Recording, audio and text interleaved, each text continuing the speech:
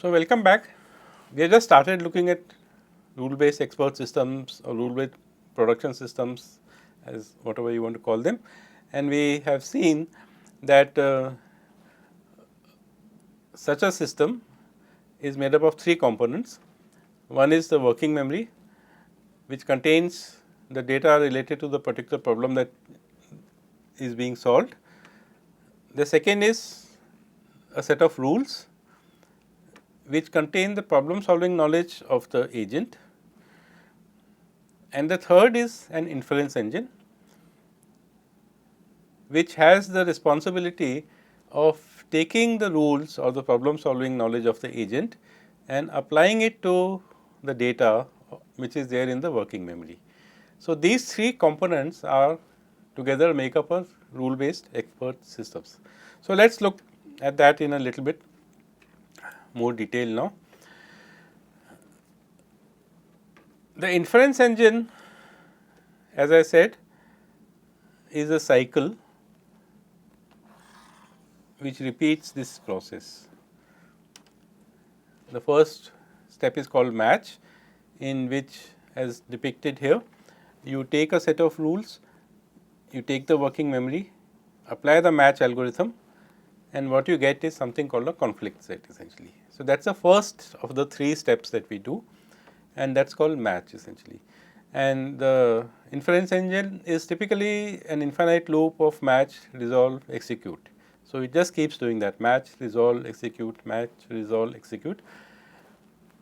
One of the execute actions may be say that stop, okay, we are done, we have solved, give the solution to the user, whatever that may be, it may be part of the actions. But the inference engine itself is into this infinite loop essentially. It has no built in termination criteria.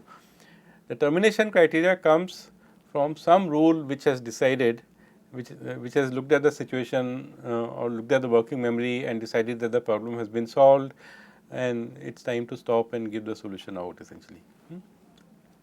The inference engine itself is an infinite loop which does this match, resolve and execute. So, this is the first component in that, which is match. It takes a set of rules, it takes the working memory and returns what is called as a conflict set. We will look at this in more detail as we go along. So, the match algorithm takes a set of rules, the set of working memory and generates a conflict set. Each element in the conflict set, it is a set, remember, is a rule along with the identities of which working memory elements it matches with essentially. So, it is a rule instance with the data that it matches. What is the conflict here? If there are more than one rules which are matching, if the conflict set has more than one element, then they are all in some sense contending to execute. There is a conflict. Each rule you can imagine is saying I want to execute, I want to execute, I am ready to execute and things like that. It is the inference engine which has to decide which one to pick, and this process is called conflict resolution, as we will see shortly. So, the conflict to be resolved in the conflict set, and that is why it is called a conflict set, is which rule to select from the set of matching rules. So, the next step is resolve. Okay. So, remember we said that the inference engine is made up of these three things: match, resolve and go back and do this whole thing again. So, the second step is resolve. The resolve component takes the conflict set. Remember that a conflict set is a set which contains rule instances along with matching data, and it picks one from that. It picks one rule along with matching data. How it does that we will see as we go along, but that is what resolve does. It resolves the conflict between the different contending rules and picks one essentially. As we will see, this is a critical component in an inference engine, because just like we did when we were doing search in the state space or solution space, you generated move gen, and then it was very important as to which of those moves that you will select essentially. Likewise, here also you are generating many rule instances which are ready to execute, and deciding which one to execute next is going to be critical to solving the problem, and we will see that this is where a lot of knowledge has to be embedded, and we will look at different conflict resolution strategies essentially. So, essentially the resolve component encapsulates the strategy that you are using for search essentially. At this point, I should also emphasize that these are forward reasoning systems. Just like we had forward state space planning and backward state space planning, these are forward reasoning system. In the sense, you work from the given state, look for a pattern in the given state, do some action, and then look at the pattern again essentially. Later on, we will also look at backward reasoning with rules, but that is probably be next week, I think. The third component is execute. Its job is relatively simple. Resolve has given it one rule instance with data. That rule instance will have some actions, as we will see on the right hand side. The job of execute is simply to execute those actions. Now, we will see that those actions will typically change the working memory. It may add new elements, it may delete some element from that, and therefore, we have to go back all over and do the match all over again. So, at a conceptual level at least, at a higher level at least, this is the cycle that we are going through: match, produce a conflict set, resolve, pick one element from the conflict set, execute the actions in the right hand side of the rule that you have picked, and go back and do match all over again essentially. So, I said that this has given rise to a language which is Turing complete, and often these kind of systems, the inference engine that we are talking about, are called expert system shells. Somebody implements this whole thing and gives it to a user, and the user basically decides what is going to be in the working memory, what are going to be the rules, takes one of the strategies offered by the implementation and builds a system. So, this language was called OPS5, it came out of CMU. Remember, CMU was the place, hotbed of AI activity, started about 70 years ago by Newell and Simon, and it produced a lot of exciting work in AI essentially. This was one of those things. So, as I said, this language came from CMU. It was devised by a person called Charles Forgy. In fact, it was part of his PhD thesis, one of the more influential PhD thesis you might say. The name itself kind of reflects the fact that it was the official production system language essentially. And they were, like most languages, there were versions. OPS5 was the version which they started with. For some reason, it was called OPS5. In fact, when I was a student, I looked at programming in OPS5 myself, and by the time I was graduating, the new version called OPS83 had come. Maybe I should mention it here.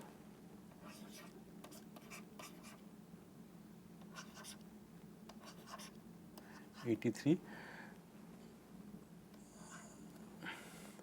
and much later it evolved into a system which was called SOAR, which we will not have time to cover in this course, but it was a kind of a cognitive architecture.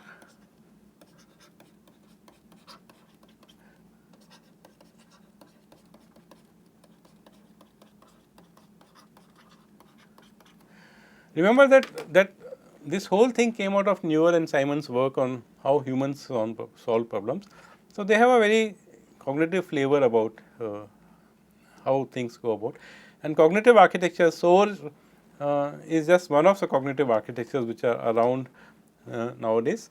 But SOAR in some sense implement all these different strategies which people think that humans use for solving problems, so that a user of that system has to only plug in the problem and the data and the rules and so on.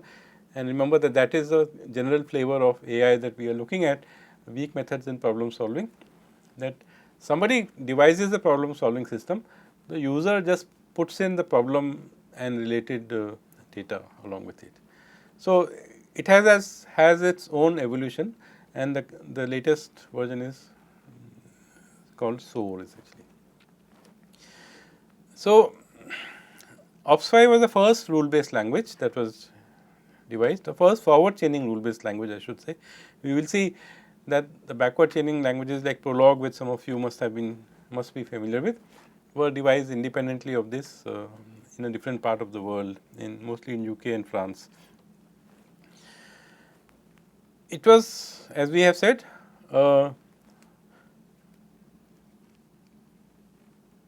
it was more than a search based problem solver. It was a complete declarative programming language with search which was built into that language. Okay.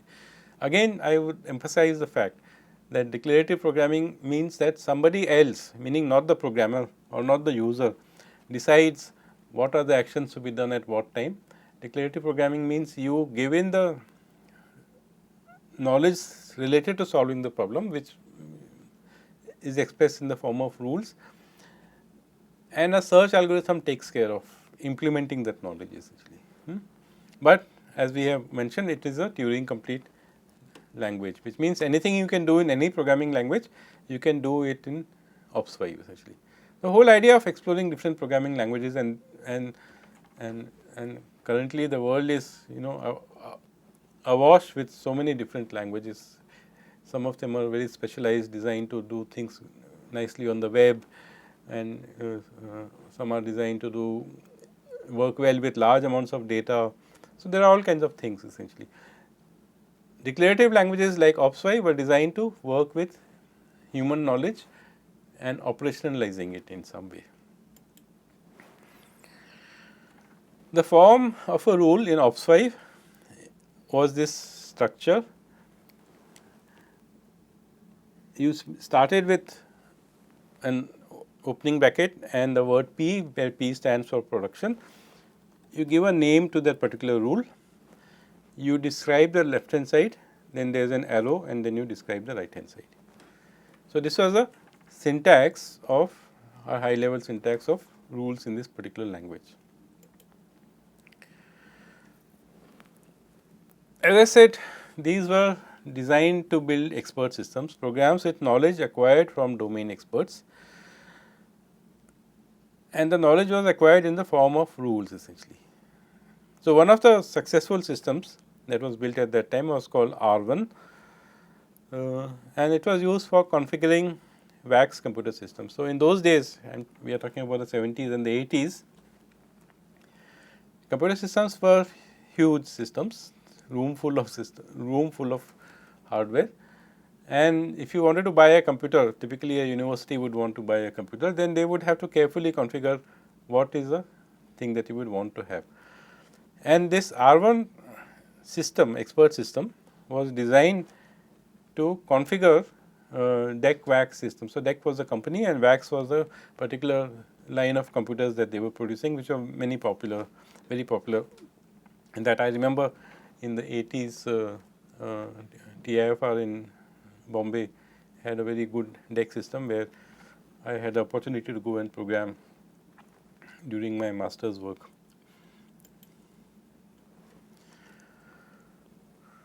So, let us look at OPS5 syntax a little bit. The first thing is the working memory. The data structure is going to be a structured record, which means every record will have a class name and a set of attributes, and the attributes would be marked by a special symbol, which is the hat.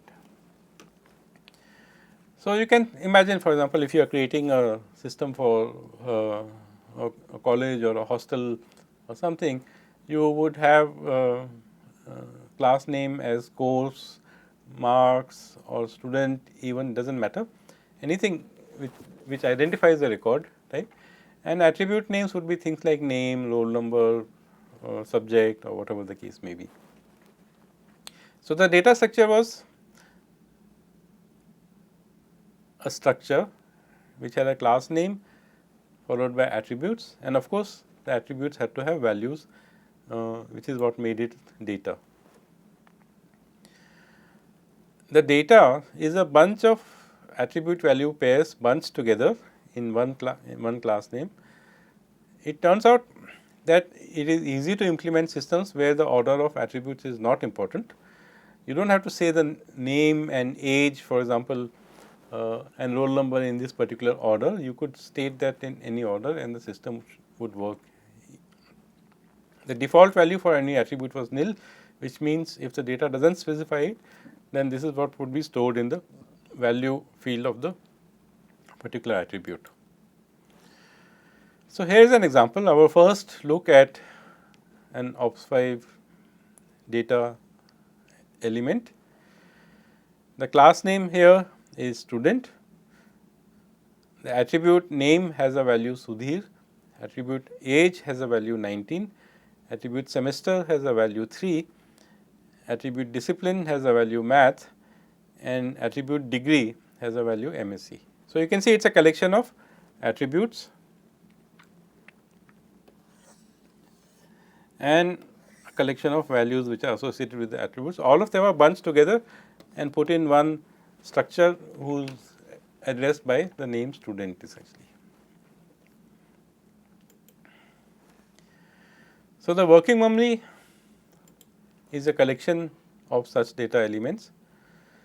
As I said, Simon and Newell model the working memory as a short term memory of the problem solver. It contains the data that the solver is currently working with essentially. It is like a state representation for us, and we are familiar with this notion. It is a collection of working memory elements, and each element is indexed by a timestamp essentially. We will see that this is going to be important, especially for conflict resolution. When we have to decide as to which rule to apply, timestamp will play a role in that. And the timestamp is essentially a label which indicates the order in which they were added to the working memory. So, it is not real time in the sense that 17 hours, 15 minutes and so on. It is just the order which matters, which was the first working memory element, which was the second element, and so on and so forth. So, here is the example to illustrate that idea.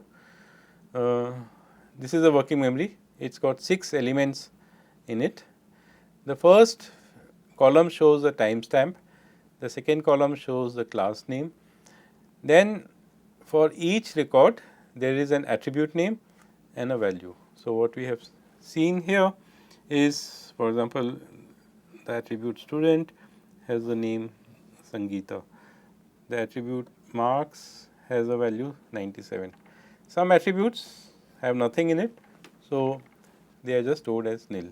So, you can imagine that this is part of some data that you are using to when you would grade students for their courses and assign ranks and things like that and so on and so forth. Here is another example where there is a class called array. It has an attribute called index and an attribute called value essentially. So, you can think of an array. Of course, when we talk about arrays, then we say that it is a 2-dimensional array or a 1-dimensional array and so on. So, this represents a 1-dimensional array or an array which has an index and which has a value stored in it essentially. But the array is stored in a kind of a distributed fashion inside the working memory. Each row has a separate record in it essentially.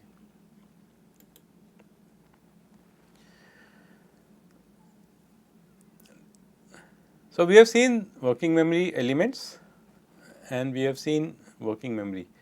Now, let us look at rules essentially.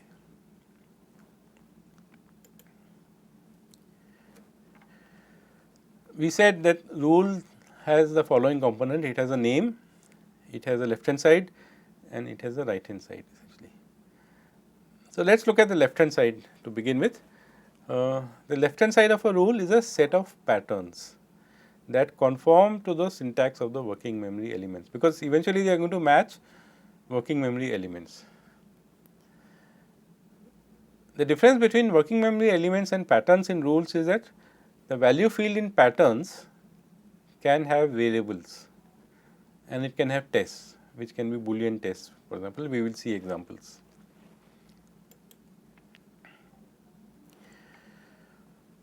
Also, there may be what are called as negative patterns. We will see what is the semantics of a negative pattern as we go along. In fact, there is an example right here. So, this is an example which of a rule for assigning ranks to students essentially. So, we have already seen the kind of data that we may be working with, but if we speak of this rule in English, we can see that what this rule says is that you may have assigned. So, remember that this is problem solving in progress, and you may have assigned some ranks to, let us say, the toppers, and then you may say, okay, there is one rank which is the next rank which is available, and let us call it R. Now, as we said, patterns have variables, and a variable is denoted in these angular brackets. Anything inside an angular bracket is a variable. So, here for example, I have said this is a variable and R also is a variable essentially. So, what this rule is saying is that if the next rank that is to be assigned in R. So, you can imagine that in your working memory there would be one record which will tell you what is the next rank, and this is essentially saying that look at that record and let that variable, let that rank be called R essentially. So, we are just calling it by a variable name. It is only one record in your working memory, and then you are saying, and there is no student, and there is a student, we do not care who the student is. The pattern only says that the student should have some marks m. Again, remember this m is a variable, and it has not been assigned a rank as of now essentially. So, the rank must match nil essentially. Okay. So, R is the rank that you want to assign. For example, R could be 2, 3, 4, 10, whatever the case is, and we are saying that here is a student who has not been assigned a rank, and the student got m marks essentially. But what is more important, why should we choose this particular student? And this is captured in a negative pattern. It says there is no student with higher marks than m.